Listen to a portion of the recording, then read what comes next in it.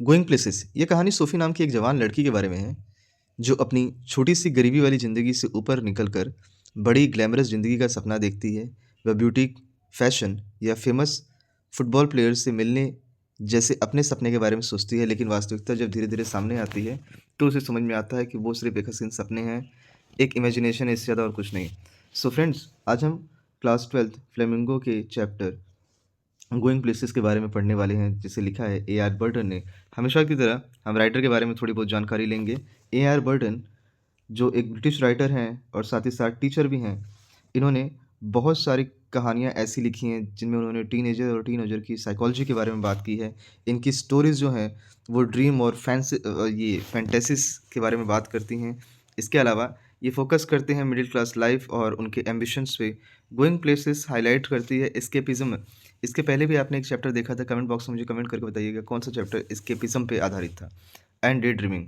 His writing style is simple, realistic and symbolic.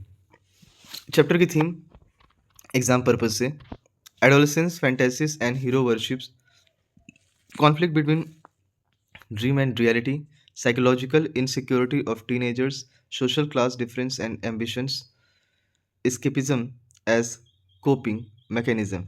Short summary जो इस chapter की अब आपने ऑब्वियसली बात है पूरा चैप्टर पढ़ लिया होगा, उसके बाद एक छोटी सी शॉर्ट समरी यहाँ पे जो आपको जो दी जा रही है, उसमें क्या बताया जा रहा है कि सोफ़ी नाम की एक लड़की जो कि टीनेज है, टीनेज आप जानते ही हो, 13 to 19, that age is called teenage, जो कि एक गरीब यू नो काम करने वाले परिवार में रहती है, लेकिन उसका सपना है ग्लैमरस लाइफ जीने का। वो हमेशा फेमस फुटबॉल प्लेयर, ये नाम याद रखिएगा, डैनी कैसी से मिलने का सपना देखती है।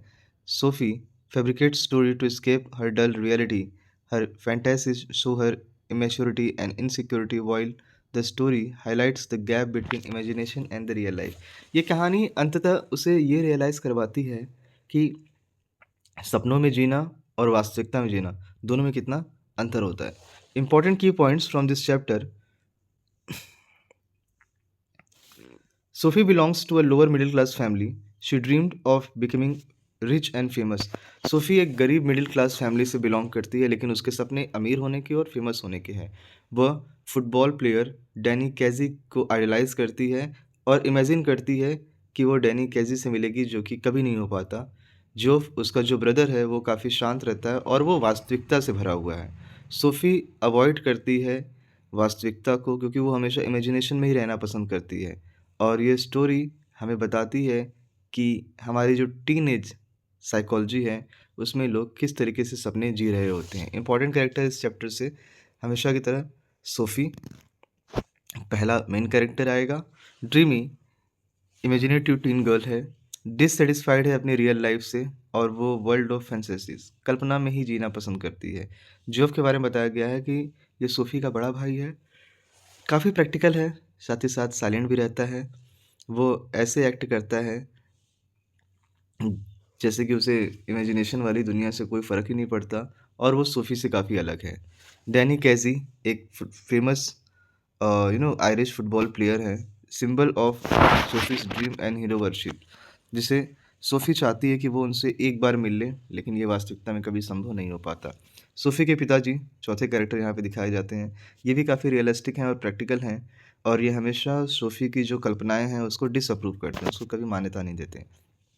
शॉर्ट क्वेश्चन आंसर जो हम इसे पिछले साल और उसके पहले जो सारे एग्ज़ाम्स हुए हैं 15 सालों में, उन सारे एग्ज़ाम्स को यहाँ पे कलेक्ट करने की कोशिश की गई है चैप्टर वाइज़। देखिए, why did SoFi dislike her working class background? 2010 में, 14 में और 19 में ये सवाल पूछा गया है। सोफ़ी को अपना वर्किंग क्लास बैकग्राउंड अच्छा नहीं लगता था, क्योंकि ये उसको रिस्ट्रिक्ट करता था, उसको बांध के रखता था उसके सपने के बारे में सोचने से, क्योंकि वो ग्लैमरस और रिच लाइफ जीना चाहती थी, लेकिन उसकी जो फैमिली है, उसके फैमिली की फ़ाइनेंशियल कंडीशन उतनी ज़्यादा अच्छी नहीं थी, इसलिए वो उस ट्रैप में फँसी हुई थी और वो काफ़ी डिससैटिस्फाइड फ़ील करती थी। Why was Sophie fascinated by Danny Casey? 2011, 16 and 22 का क्वेश्चन है। सोफ़ी डैनी कैज़ी को इसलिए एडमायर करती है क्योंकि वो एक फ़ेमस फुटबॉल प्लेयर है, और डैनी कैज़ी रिप्रेजेंट करते हैं success, fame and escape from her ordinary life, और साथ ही साथ वो फुलफ़िल करते हैं उन सभी चीज़ों के लिए जिस तरीके की लाइफ वो जीना चाहते हैं। तो इन्हीं सब लाइफ को देख के डैनी कैजी को भी अच्छा लगता है। How D how does Geoff differ from 2012 और 2018 का क्वेश्चन है ये। Geoff is realistic and quite. वो सोफ़ी की तरह नहीं है जो हमेशा इमेजिनेटिव और बातों नई बातें करती है। वो रियलिटी वास्तविकता को एक्सेप्ट करता है। साथ ही साथ वो सोफ़ी को ये सिखाता है कि ये जो वर्ल्ड ऑफ ड्रीम और फैंटेसीज़ है, वो उससे दूर रहें। Why didn't Sophie want Geoff to share her secret?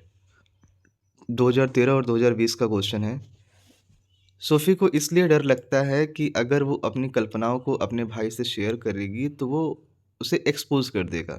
वो चाहती है कि अपनी जो कल्पनाएँ हैं उसे वो अपने तक ही सीमित रखे, और जब वो डैनी कैज़ी से मिलेगी तो उसके लाइफ़ की जितनी सारी प्रॉब्लम्स है वो सारी की सारी प्रॉब्लम दूर हो जाएगी। तो लोगों के, यहाँ लोग मतलब उसके भाई से है और समाज से है, कि लोगों से उसे हेट मिले, इससे बेटर ये है कि वो अपनी चीज़ें छुपा के रखे, काइंड ऑफ दैट। 2015 और 2021 का ये सवाल आया है, what does Sophie's imagination reveal about her personality? तो ये जो पूरा चैप्टर है ये सोफ़ी की इमैच्योरिटी को, इनसिक्योरिटी को और desire to escape from reality को रिप्रेज़ेंट करती है। वो हमेशा कल्पनाओं का सहारा लेती है अपने डिफेंस मैकेनिज़्म के लिए, क्योंकि वो अपनी खुद की लाइफ़ से क्या है, अनसैटिस्फाइड है। और जब कभी आप अपनी लाइफ़ से अनसैटिस्फाइड रहते हो तो ऑब्वियस सी बात है आप वो सभी चीज़ें करने के लिए तैयार रहते हो जो आप कभी वास्तव में नहीं करना चाहते। नेक्स्ट लॉन्ग क्वेश्चन जो इस चैप्टर से पूछे गए हैं, discuss Sophie's character as a dreamer and fantast. तो आप यहाँ पर देख सकते हो ये जो सोफ़ी का कैरेक्टर है, ये एडोलेसेंस कैरेक्टर है जो कि डिससैटिस्फाइड है अपने वर्किंग क्लास बैकग्राउंड से। वो हमेशा इमेजिन करती है कि उसका फ्यूचर काफ़ी ग्लैमरस होगा, फैब्रिकेट स्टोरीज़ वो सुनती रहती है डैनी कैज़ी के बारे में, और वो पूरी कोशिश करती है अपनी इस हार्श रियलिटी ऑफ लाइफ से भाग जाने की। लेकिन इसके बावजूद भी वो हमेशा इमेच्योरिटी और इनएबिलिटी शो करती है, और उसे सच्चाई जो है उसका सामना करना ही पड़ता है। इसके बावजूद भी सोफ़ी को इस तरीके से रिप्रेज़ेंट किया गया है कि उसकी जो ड्रीम्स हैं वो बहुत ही अनरियलिस्टिक हैं, और साथ ही साथ साइकोलॉजिकल इनसिक्योरिटी वाले हैं। How does going places highlight the contrast between fantasy and reality? 2011, 2016, 2020 और 2024, इसको आप चाहें तो मोस्ट इम्पोर्टेंट कैटेगरी में भी लगा सकते हैं। ये स्टोरी रिप्रेजेंट करती है sharp contrast between fantasy and reality के, जो कि सोफ़ी का कैरेक्टर है। सोफ़ी हमेशा सपने देखती है फ़ेम के, वेल्थ के, लेकिन उसकी जो रियल लाइफ़ है ये काफ़ी लिमिटेड है ड्यू टू पॉवर्टी। वो हमेशा सपने देखती है डैनी कैज़ी से मिलने के लिए, जो कि कभी हो नहीं पाता, और जब उसे वास्तविकता का सामना करना पड़ता है तो काफ़ी दिक्कत होती है, क्योंकि रियलिटी कभी चेंज नहीं हो सकती, और उसकी जो फैंटेसीज़ है वो हमेशा उसे डिसअपॉइंटेड और इमोशनल आइसोलेशन में ही पहुंचा देती है। What role Danny Casey play in Sophie's life? तो आप ये देख सकते हो कि डैनी कैज़ी का जो रोल है वो सोफ़ी की लाइफ में क्या है। तो वो तो हमेशा उससे एडमायर करती है, वो चाहती है कि उससे मिलेगी तो उसे भी नेम फेम मिलेगा, और फिर वो दुनिया में पॉपुलर हो जाएगी और अपनी गरीबी वाली लाइफ से बाहर निकल कर लोग उसे जानने लगेंगे, एंड उसके पास भी बहुत सारा पैसा आएगा। बट ऐसा कुछ वास्तव में नहीं हो पाता। एग्ज़ाम टिप्स जो कि इस चैप्टर से हैं, आप चाहें तो इसे नोट डाउन कर लें या स्क्रीनशॉट ले लें इसका। Escape from fantasy and reality, mention teenage psychology, और इसके साथ ही साथ अगर आप यहाँ पर देखें तो आपको दिखाई देगा कीवर्ड्स हैं escapism, hero worship, imagination. Next point पे आप देखेंगे keep answer simple and direct, और किसी भी अन्य तरीके की जो अननेसेसरी स्टोरी टेलिंग है उससे अपने आप को दूर रखें। मोस्ट एक्सपेक्टेड शॉर्ट क्वेश्चन जो इस चैप्टर से इस साल के बोर्ड एग्जाम में हो सकते हैं वो ये हैं कि why does Sophie live in the world of dreams? What does Danny Casey symbolise? How is Sophie a victim of her imagination? Long question जो इस चैप्टर से बन सकते हैं वो ये हैं, Sophie's dream reflects adolescence psychology, discuss going places is a story about escapism, explain, contrast Sophie and Geoff as a character. तो आपने ये जो पूरा चैप्टर देखा, इस पूरे चैप्टर में आपको most important question, exam tip, साथ ही साथ शॉर्ट और लॉन्ग में कौन कौन से क्वेश्चन किस टाइप से आए हैं, after that important characters, important की points, short summary, chapter theme and about the writer.